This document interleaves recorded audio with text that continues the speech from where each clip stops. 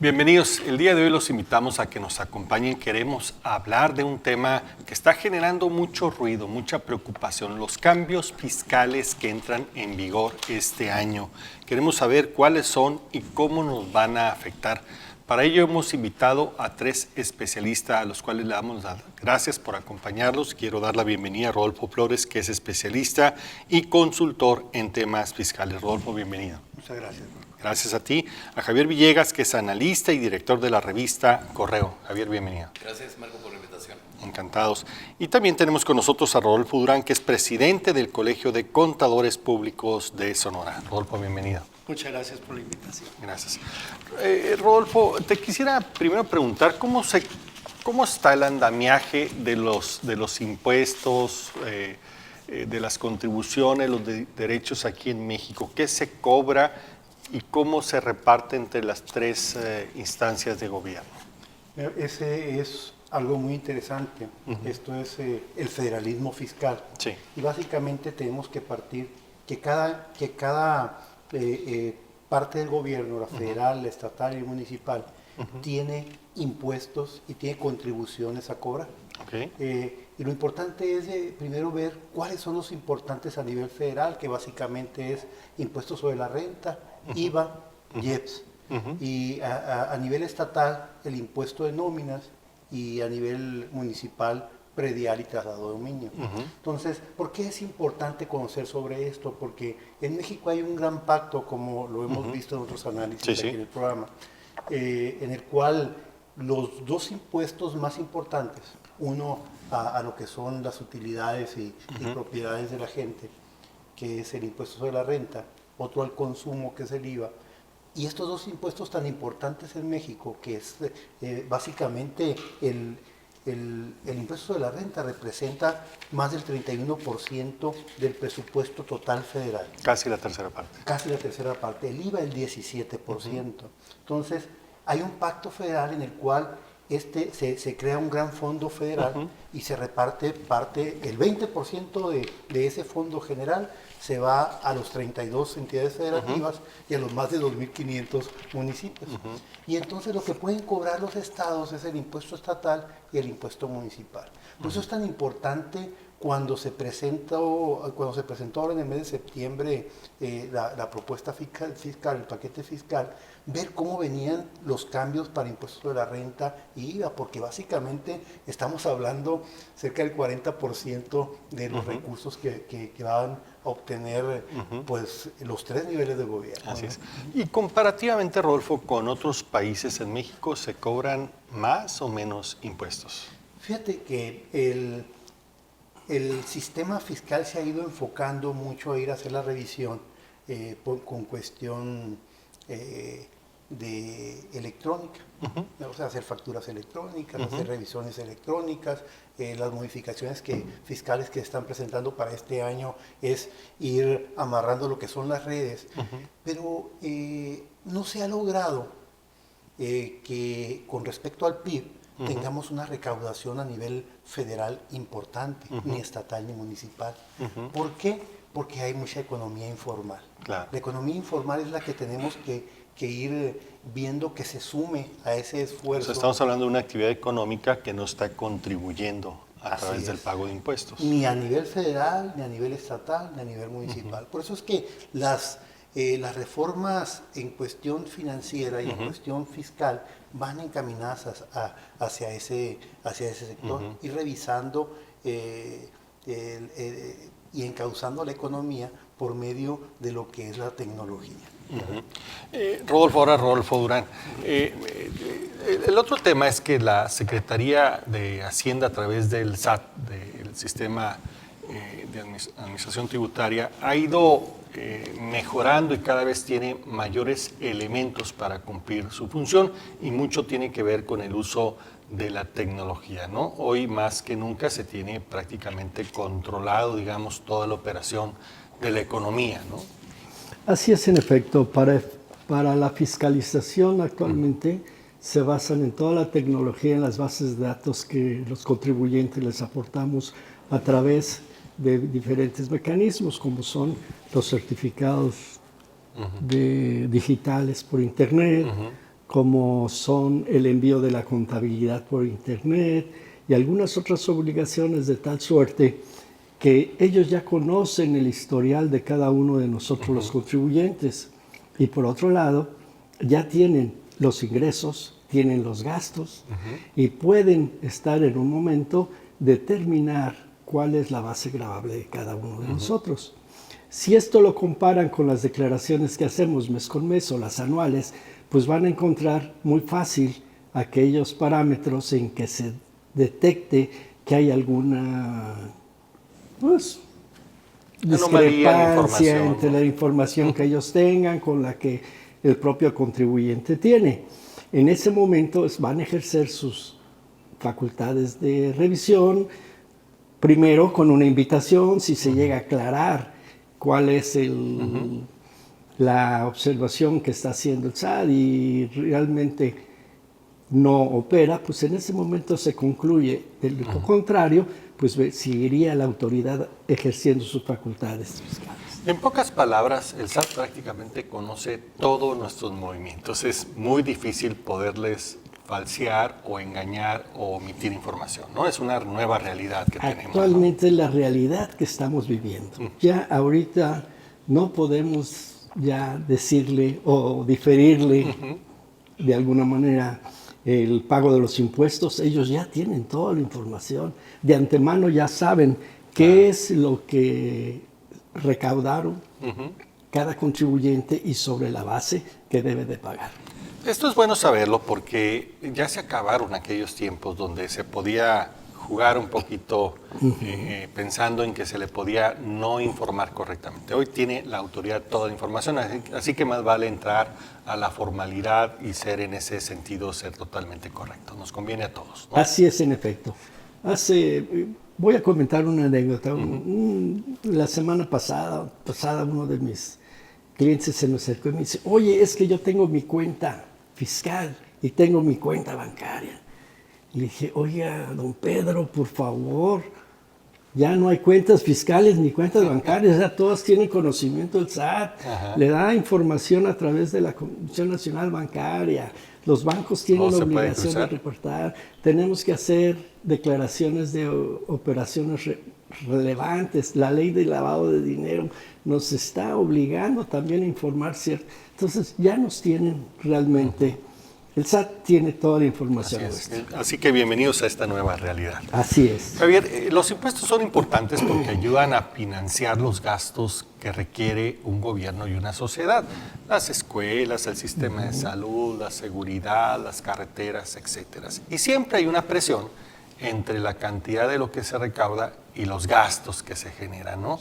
Por eso, casi siempre cuando empiezan a escasear los recursos para poder atender las necesidades, pues se piensa en el cobro de más impuestos, ¿no? Y ahora se piensa en los 3 niveles de gobierno, porque los 3 tienen aprietos. Antes nada más tenían los estados y municipios, hoy la federación también tiene problemas fuertes. ¿Cómo ves tú el futuro en esa materia?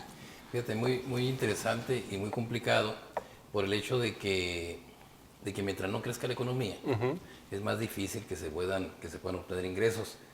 De corto plazo, bueno, pues aumenta en 4.6% lo que serían los ingresos, la ley de ingresos para este 2020, pasa de 5.8 billones a 6.1 billones.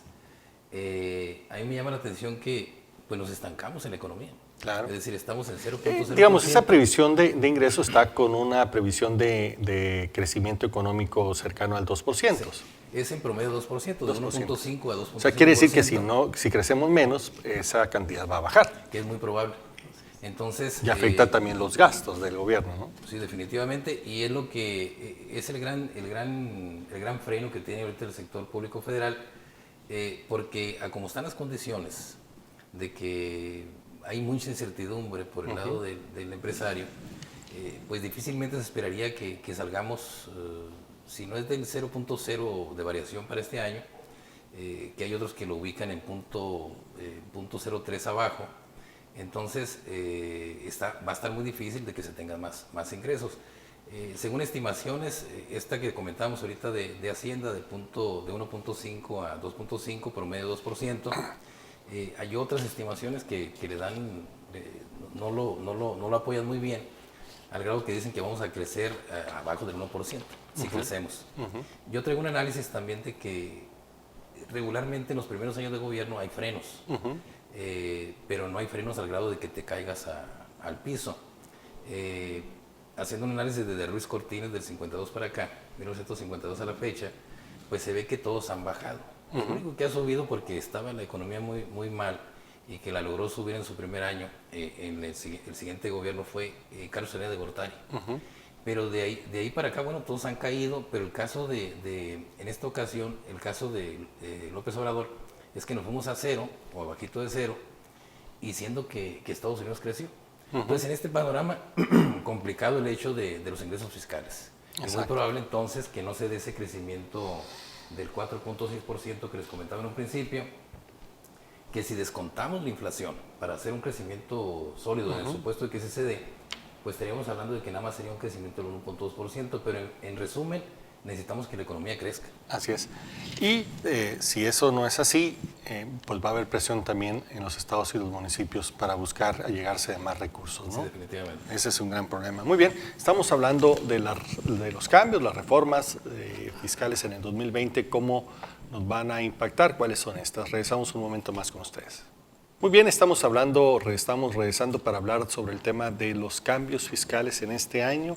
¿Cuáles son? ¿Cómo nos van a afectar? ¿Qué tenemos que hacer? ¿Cómo tenemos que prepararnos? Para empezar tenemos que informarnos porque son varios de estos. Rodolfo, te quisiera preguntar, en términos de empresas, ¿cuáles son los principales cambios que se están proponiendo para este año? Realmente debemos cuidar mucho ya los precios de transferencia cuando tenemos una empresa con algunas subsidiarias, y sus precios de transferencia entre las mismas deben de estar dentro de los parámetros que establecen las propias disposiciones. Esto se hace un estudio para evitar que las utilidades se transfieran de un lugar a otro y dejen de pagar el impuesto. Bien.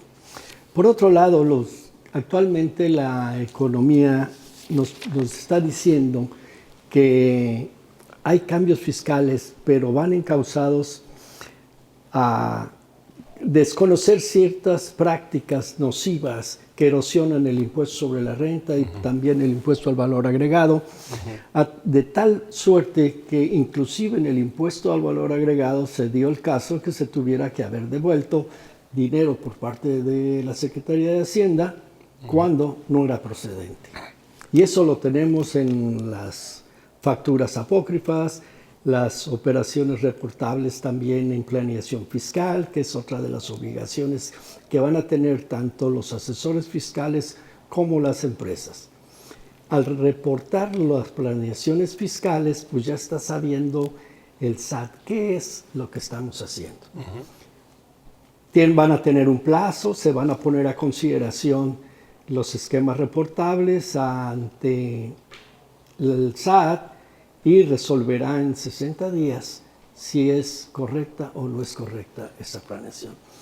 Esto pues está haciendo más estrecha la posible evasión que se pueda tener. Yo creo que el haber llevado a la Ley de Seguridad Nacional en la defraudación fiscal, pues no era tan necesario como pareciera un exceso, ¿no?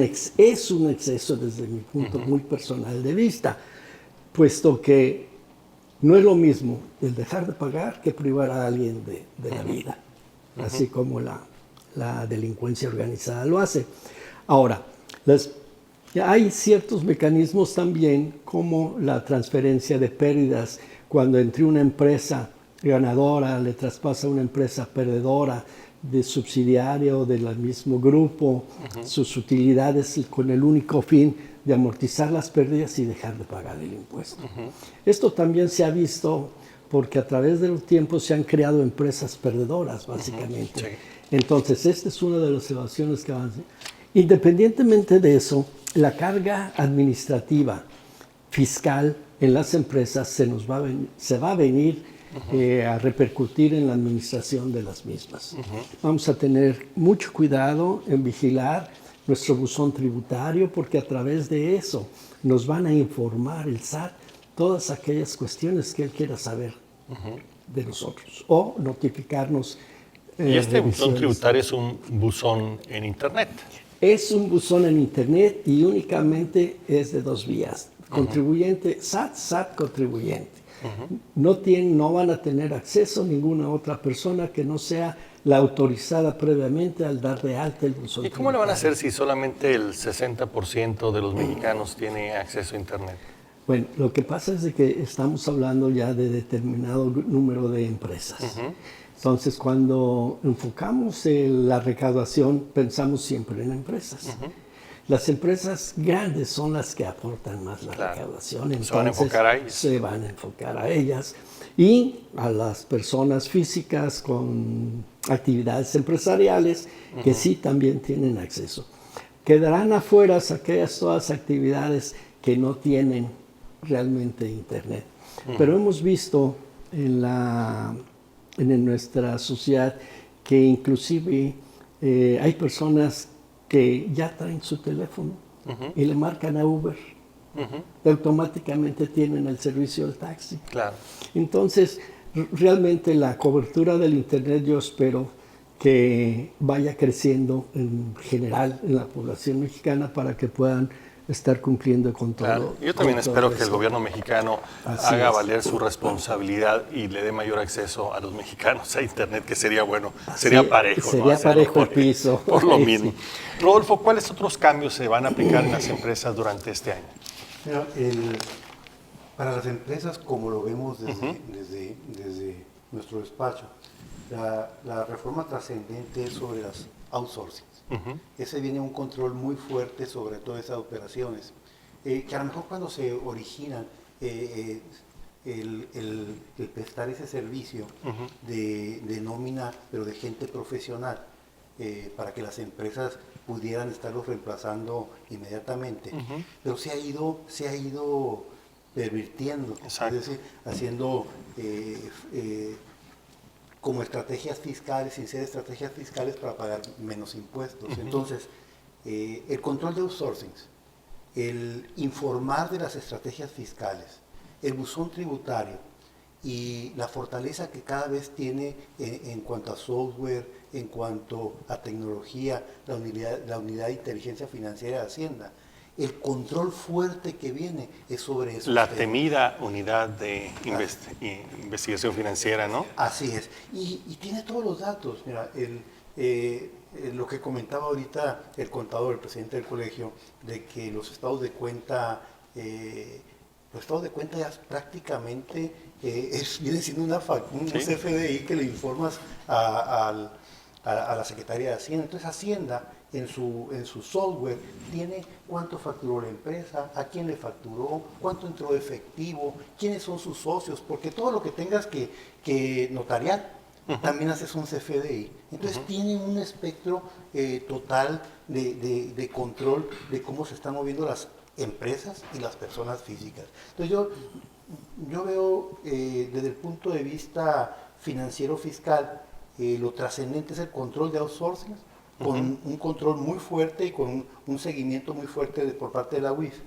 Las estrategias fiscales, informarle todas las estrategias fiscales a Hacienda de lo que se esté haciendo en las empresas para ir haciendo una planeación financiera fiscal, informarlo, pues como decía el contador, estás abriendo totalmente todos los libros de la empresa, ¿no? Entonces, esas son las modificaciones importantes que vienen. Control de outsourcing, estrategias fiscales, informarlas, el buzón tributario obligatorio. No es opcional de si tienes internet o no, es obligatorio. Y si no tienes el buzón tributario, entonces por estrados te van a notificar y tienes el peligro de que no te vas a dar cuenta si no estás dentro. Entonces podríamos decir que en términos generales están atacando vicios que se habían venido dando y por otro lado está cerrando pues el esquema de control que tiene la autoridad fiscal sobre los contribuyentes, ¿no? Así es, y viene un control. Que eso, va a repercutir en mayor carga administrativa a las empresas para estar mucho más atentos, ¿no? Esa reforma financiera que viene de estar utilizando ya hasta con tu celular, el pagar un taco, un hot dog, es control fiscal. Exacto. Todo se registra. Todo se registra. Y es parte de la estrategia para ir la economía informal sumándola a las revisiones de la Secretaría de Hacienda. También poco a poco se va atacando más el uso del efectivo y se busca que todos sean transacciones de carácter electrónico. Ahora, Javier, ¿todos estos cambios ayuda o no ayuda a que la actividad económica se beneficie? Se supone que se hace esto es como a manera de política fiscal, de que deben de ayudar. Es decir, pero sobre la base de que el gobierno en su política tributaria pues iba a percibir los ingresos esperados este año y va a crear las condiciones para que el sector real de la economía, es decir, el productivo, pues esté en mejores condiciones, ¿no? Lo que comentaban ahorita aquí los contadores es muy interesante, el hecho de que bueno, pues la autoridad está siendo cada vez más finita para cobrarnos impuestos. Ahora nos toca a nosotros exigir también a la autoridad, pues informarnos dónde se están canalizando esos grandes ingresos en beneficio de la sociedad, pues para tener entonces nosotros más incentivos de unirnos, de subirnos a la plataforma tributaria y ayudarle así a la autoridad pública municipal, la estatal y la federal, pues a que tengan, pues con el venir de los años, pues que tengan más recursos, ¿no? Pero entonces nos hace falta la otra parte de la película. Ahorita se está afinando mucho la puntería de quiénes somos los que pagamos impuestos. Ya se hizo una alianza del sector público, en este caso el sector de Hacienda, con la banca, y lo que comenta Rodolfo Flores, bueno, pues ahora ya nos tienen bien checados hasta para ir a comprar un agua fresca, ¿no? Entonces, por ese lado está bien, pero hace falta la otra parte, que el gobierno federal, con esos recursos, pues dé la confianza, dé los soportes para que el sector público, el sector privado se sienta a gusto con el sector público de que está invirtiendo para que nosotros podamos crecer más, nosotros me refiero al sector privado. ¿Cómo viste el nombramiento de la nueva presidenta del SAT, la exoficial mayor de Hacienda, caracterizada por su mano dura, la que consolidó todas las compras, medicamentos y demás, y que suscitó muchas quejas del sector de salud porque dice que los ahorcó, ¿no? Se ve que le tiene mano pesada, ¿no? Tiene mano pesada. De hecho, a ella se le da el crédito para ese subejercicio tan grande que se hizo del gasto el año pasado, que bajo el lema de la autoridad republicana se dice, bueno, pues es que estuvimos controlándolo, pero se apretó de más la economía. Por eso es que ahorita lo mencionamos en la anterior respuesta, pues está frenada la economía, está estancada la economía. Entonces, como que Raquel Buenrostro ha salido muy buena, incluso ella fue la que en su momento Carlos Ursúa la pone como oficial mayor, pero la oficial mayor de las oficialías mayores de todas las secretarías, ¿no? Entonces, concentrar todo eso, ahorita yo creo que tiene coherencia el nombramiento que le están dando, porque ya estaba en el escalón ese de que era la oficial mayor de todas las dependencias. Bueno, pues ahora vete al SAT, controlo bien hacia adentro, ahora bien, está el reto de que controle bien hacia afuera. Llegó una persona dura. Una persona dura. Dura hacia el SAT. Estamos hablando pues de los cambios fiscales 2020. ¿Cuáles son estos? ¿Cómo nos van a beneficiar o perjudicar? ¿Dónde tenemos que tener atención? Vamos a regresar un momento más para seguir platicando sobre ello. Muy bien, estamos de regreso. Estamos hablando de los cambios fiscales 2020. Ya vimos cómo están afectando o cómo pueden afectar a las empresas. Así que hay que entrar dentro de una nueva realidad, que es el mayor control de las autoridades hacendarias y la necesidad pues de ir acabando con estos vicios que desafortunadamente crearon tanta evasión. Eso va a significar de entrada a lo mejor un esfuerzo adicional de las empresas, pero bueno, pues es parte de irse adaptando a una nueva realidad fiscal en este país. Ahora, Rodolfo, te preguntaría, en términos de las personas físicas, ¿cuáles son los cambios que nos van a impactar? Pues mira, viene un punto muy importante en cuanto a lo que son los servicios, la prestación de servicios, renta de habitación, en lo que respecta por redes. O sea, todo lo que era por red que hacías con Uber o que rentabas casas en otras ciudades, todo esto ya va a tener que haber una retención. Una retención y automáticamente pues ya entra dentro de la fiscalización. También algo que ya existía, pero que no se estaba llevando a cabo, era lo de las rentas.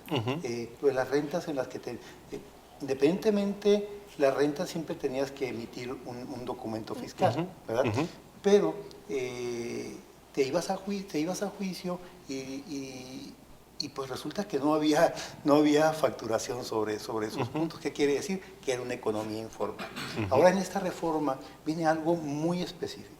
Si tú rentas una casa de habitación a otra persona y esta persona no te pagó y te vas a juicio, solamente se va a resolver a tu favor si le emitiste la factura correspondiente de los meses ya devengados. Correcto. Si no, es obligación del juez informarlo a la Secretaría de Hacienda para que te requiera.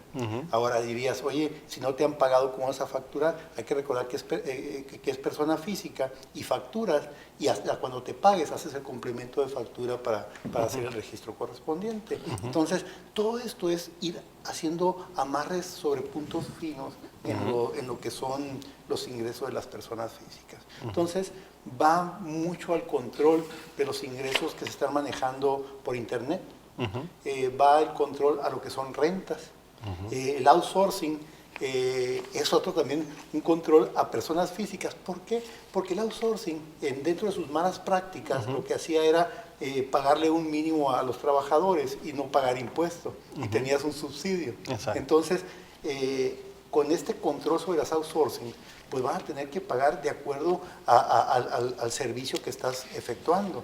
Entonces, va a haber un ingreso mayor que se va a estar registrando ante Hacienda. A lo mejor se lo dabas antes, pero se lo dabas como prestación o como ellos diseñaron su estrategia fiscal, que no quiere decir que estuviera bien. Entonces, ahora con estos controles sobre el outsourcing, tiene que declararse correctamente tanto a la Secretaría de Hacienda como al Seguro Social, y eso va a repercutir en que se hagan las retenciones correspondientes. Otra realidad, Rodolfo Durán, es que se va a empezar por primera vez a pagar el impuesto al valor agregado sobre las plataformas digitales, ¿no? Que antes estaban exentas, ¿no? Eran pagos directos con ellas, ¿no? Así es, en efecto. Lo que pasa es que ya las personas físicas que de alguna manera hagan alguna actividad a través de Internet o a través de las plataformas van a tener que pagar ya sus impuestos. Hay una forma escalatoria de todos aquellos que pueden pagar, que va del 2% al 8%, dependiendo de una base de generación de ingresos. Pero aquí lo importante es que yo le veo en este aspecto a la reforma, es que por primera vez en muchos años se aumentó la base. No se aumentó el impuesto. Se aumentó la base. Eso es una buena noticia, ¿no? Esa es una buena noticia, porque todos aquellos que estaban afuera del tratamiento fiscal, pues van a entrar a través de una retención. Con una gran ventaja, que si ellos aceptan la opción que da la propia ley de que quede como pago definitivo, pues ya no se tendrán que preocupar por presentar ninguna otra actividad fiscal ante el SAT. Esa retención va a ser pago definitivo y se acabó. Entonces, eso le puede simplificar a muchas personas sus pagos de impuestos, ¿no? Así es.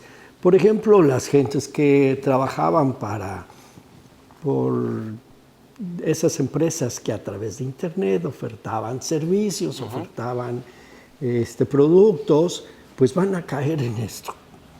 Ahora, la empresa para la que trabajan tiene la obligación solidaria de la retención. Eso es muy bueno. Ese lo veo parte interesante de la reforma. Por otro lado, también señalaba aquí mi colega Rodolfo el sentido de que la retención en IVA del 6% en las outsourcing. Si nosotros analizamos la disposición, no habla del concepto outsourcing como tal, porque es una figura utilizada mundialmente y que existe. Mas, sin embargo, si nosotros leemos la modificación del impuesto al valor agregado en materia de la retención, dice muy claramente cuando se proporcione personal para realizar las labores de la propia empresa. ¿Qué quiere decir todo esto? Pues realmente si ustedes contratan un servicio de limpieza y celebran un contrato, estarían cayendo en la retención. El 6%. Entonces eso está muy interesante en valor agregado porque todas ese tipo de empresas que han sido satanizadas a través del tiempo, ¿por qué? Porque abusaron demasiado de la figura de las outsourcing. ¿Para qué? Para dejar a los trabajadores sin seguridad social, para ahorrarse pago de impuestos. Entonces creo que es una medida sana, nada más que hay que todavía depurarla. Informar mejor, porque mucha gente tiene muchas dudas, ¿no? Muchas si cae, dudas. ¿A quién sí, a quién no? ¿Cuáles son los casos que se aplican? Sí, así es. Pero realmente la figura del outsourcing es una figura que funciona mundialmente. Entonces, por eso, cuando vemos nosotros el artículo primero, fracción segunda del impuesto al valor agregado, cuando habla de ellas, no dice outsourcing. ¿Sí? Pero hay que interpretar que eso es, en el fondo, eso es. Sí, las preocupaciones son las que nos quitan el sueño. Las interpretaciones, perdón, son las que nos quitan el sueño. Javier, ¿algún otro tema que tú creas que es relevante en términos de las personas físicas? Sí, pues ¿cómo se llama? La incidencia o el hecho de trasladar el IEPS, que es el más ruidosón dentro de los impuestos, este va a aumentar un 23.6% comparado con el 2019. Esto representa nada más el IEPS, lo que va a empujar más o a generar más ingresos, se supone, para este año, es el hecho de que pues, le van a subir a combustibles automotrices, pues más el cobro correspondiente. En el 2019 eran 269.3 millones de pesos, ahora van a ser 342 millones de pesos. Pero dijo el presidente que no va a haber incrementos en las gasolinas, ¿no? Sí, pero de alguna forma aquí ya están considerando en la ley de ingresos, oye, combustibles automotrices, vamos a tener un aumento ahí de ingresos. Tendrá que subsidiarse entonces. Y el caso también está por el lado de bebidas con contenido alcohólico, ahí va a tener un aumento como del 5.1%. Las azucaradas, esto ¿no? Esto le pega y las azucaradas también. Entonces, me voy por el lado ahora del trabajador, del trabajador en general. Va a tener un crecimiento pues importante en los costos de la canasta básica. Los pronósticos de los especialistas en economía que consulta Banxico cada mes, pues estiman una inflación del 3.44% este año. Pero algunas canastas, no necesariamente básicas, bueno, van a subir más del 3%. Eso es lo que nos anuncia pues el INEGI cada mes, cada quincena, como sobre la inflación. Pero hay percepciones también de que la inflación está muy arriba del 3%. ¿No? Por cierto, este año tuvimos muy buena inflación, es decir, del 2.83%, pero es buena noticia, pero también uno se pregunta, bueno, ¿y por qué tuvimos tan bajos precios? Por un lado, es que el consumo estuvo muy golpeado, ¿eh? Entonces, en la medida de que consumamos menos, de que haya menos inversión, bueno, pues es relativamente fácil, es lógico que la inflación sea baja. Así es. Muy bien, pues estamos viendo pues que también hay varios impactos a las personas como personas físicas en términos de contribución fiscal. Yo creo que son temas que hay que tomar en cuenta y hay que estar pendientes. Vamos a regresar un momento más para seguir hablando sobre el tema. Muy bien, estamos hablando sobre los cambios fiscales 2020, cómo nos van a afectar, cuáles son estos.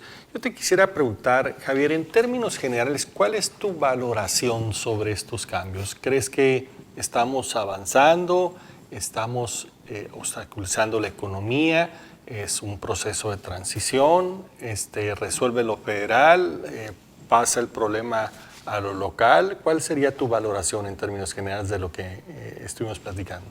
Bueno, en términos generales, pues yo creo que el gobierno federal está en el camino adecuado, él está buscando más hay que fortalecer los ingresos, ¿no? Tiene que fortalecer los ingresos. Ya hace un ratito se comentaba acá que tanto es la recaudación en México, es muy baja todavía. Estamos alrededor, en términos generales, del 16.5, 17% sobre el PIB de la recaudación. Tiene que ser más. Yo considero que se están haciendo las medidas adecuadas, sin embargo, están en un ambiente, presentándose ahorita en un ambiente complicado. de un freno económico, de incertidumbre en el sector empresarial. Yo creo que sería muy adecuado que se hiciera una mezcla de política fiscal, política monetaria. Es decir, política fiscal, ahí vamos ya con estos cambios fiscales 2020, pero en materia de política monetaria tiene que ver con tasas de interés, la tasa de referencia pues la que, con la que competimos a nivel mundial. Sigue estando alta, 7.25%. En la última Junta de Política Monetaria del Banco de México, en diciembre pasado, pues se bajó medio punto porcentual. Un cuarto de punto porcentual, de 7.50 a 7.25. Entonces, sería bueno que se ampliara, más bien que se mezclara, que se hiciera una buena mezcla política monetaria, política fiscal. Aunque el pronóstico dicen que es otro cuarto de punto, ¿no? Sí, este que año. puede ser. Incluso hay quienes dicen, si estamos ahorita en 7.25, pudiera terminar este año en un punto porcentual abajo, 6.25. Comparado con Estados Unidos, pues seguimos estando altos. Y eso ha ayudado mucho a que el tipo de cambio, que se ve que está relativamente estable, pues pudiera estar colgado con alfileres, porque pues está muy alto el premio que estamos dando nosotros como país a los inversionistas financieros. Pero bueno, de alguna manera, si se baja la tasa de referencia, pues ahí ya le estaríamos beneficiando a la economía, al lado real. El incentivo sería invertir en la producción, Sí, más que en la producción, especulación. porque se baja el crédito, el costo del crédito, y además pues también se baja el costo del consumo a crédito también. Así es. Entonces, en esa medida, los 4 grandes factores de la macro, que es el consumo, la inversión, el gasto, más el comercio exterior, pues estarían pegando a uno de los variables fuertes, como es el consumo, si se hace buen manejo de política monetaria. Claro. Y la política fiscal, ¿cómo va? Pues, digamos, va en su ruta, pues digamos, adecuada. Correcto. Rodolfo, ahora, tendremos que hacer un llamado a la gente para que no caiga en el pánico que se está empezando como a dar en términos de las discusiones y de lo que se filtra en las redes sociales. Por lo visto, pues está apretando el gobierno, pero está apretando dentro de lo adecuado. A lo mejor hay algunas cosas, atribuciones que se pueden cuestionar, que son atribuciones de más a la autoridad, pero en general estamos regresando al orden, ¿no? Y eso significa que así como vamos a tener obligaciones, también tenemos derechos. Yo creo que aquí hay que hacer un llamado muy fuerte a la gente, no caer en pánico, no caer en especulación, acercarse a los especialistas y saber que también tenemos un marco de derechos que podemos hacer valer, ¿no? Así, eso es muy importante. Tenemos los derechos y tenemos las obligaciones. Yo creo que algo que hace mucha falta es trabajar en la confianza de la ciudadanía, tanto la en forma general como la empresarial. Vemos ahorita en los cortes del 2019 a noviembre que impuestos sobre la renta e IVA no se alcanzó lo presupuestado. ¿Qué quiere decir esto? Quiere decir que la economía está baja, que la confianza tanto del empresariado como de la ciudadanía está baja. Entonces, es muy importante ir con el orden fiscal, con el orden financiero, pero esto tiene que repercutir también para que esto dé los resultados esperados en que haya una confianza por parte del ciudadano dentro del sector que se desarrolle. Y algo que se mencionaba al principio del programa, la confianza se gana con transparencia. La transparencia es muy importante tanto de los 3 niveles de gobierno. Tiene que informar qué está haciendo, qué pasó con los subejercicios, o sea, en dónde se está invirtiendo, cuáles son las políticas de inversión para detonar la economía en los diferentes sectores, qué confianza le estamos dando al sector maquilador, porque el sector maquilador pues, es una fuente de empleo muy fuerte en todo lo que es la franja norte. Entonces tenemos que darle confianza y es preocupante que se sienta que no hay confianza por parte... Hay tratamientos fiscales bastante cuestionables, ¿no? Así es. Entonces, sí tenemos que... los gobiernos en sus 3 niveles tienen que trabajar en la confianza del ciudadano y que el ciudadano sienta que está aportando, pero que está viendo resultados. Entonces, sobre eso es lo que se... Va una cosa aparejada con la otra, ¿no? Es muy importante y muy bueno la disciplina financiera, pero tanto del sector privado, del sector ciudadano, y del sector gobierno. Así es. Rodolfo, desde el Colegio de Contadores Públicos de Sonora, ¿qué recomendaciones podríamos hacer a los contribuyentes en este año donde empezamos con muchas preocupaciones, muchos mitos, otras realidades también. Bien, yo le recomendaría hoy como representante del Colegio de Contadores se acercaran a sus contadores, sobre todo que vieran que sus contadores son certificados para tener la certeza de que se están actualizando. Realmente esta reforma trae muchos cambios profundos, sobre todo en código fiscal, a donde la responsabilidad solidaria se hace ya no tan solo más a los síndicos, liquidadores, a los accionistas y también a los asesores fiscales. Entonces, volviendo al tema de la confianza, pues ahí van a empezar a ver la confianza entre la autoridad y el sector privado. ¿Por qué? Porque le vamos a tener que estar informando de todas las planeaciones que hagamos. Y eso va a generar confianza, tanto por las dos partes. Ahora bien, nosotros hemos estado diseñando cursos de actualización de reformas. El día de ayer, antier, tuvimos uno, el día 8 tuvimos otro, precisamente de esto, de puras reformas. Yo les invito a que se acerquen con nosotros y si tienen dudas también tenemos la vicepresidencia fiscal que estaría en condiciones de dar alguna orientación. Así es. Realmente con la información que nos pudieran proporcionar. Si no caigamos en la desinformación, preguntemos a los especialistas para que nos orienten, ¿no? Así es. Yo comparto tu punto de vista en el sentido de que hay que preguntar, hay que acercarse, inclusive al SAT. El SAT en su página ha sacado ciertos lineamientos y estamos atentos a todo lo que va a salir. Así Prodecon también, ¿no? Prodecon Exacto. también ha tomado una posición muy interesante en favor de los contribuyentes. Así es. Yo, si me permiten, yo diría que los cambios que estamos viendo en gran medida tienen que ver con un mayor capacidad de parte de la autoridad fiscal para controlar la parte fiscal en este país. Tiene que ver con el uso de tecnología que hoy prácticamente nos tiene a todos perfectamente identificados cuáles son nuestros movimientos. Así ese es un gran incentivo para dejar de jugar pues con mentirle a la autoridad. Tenemos que entrar a la formalidad, nos conviene a todos. Creo que un impuesto es una buena forma de apostarle a este país.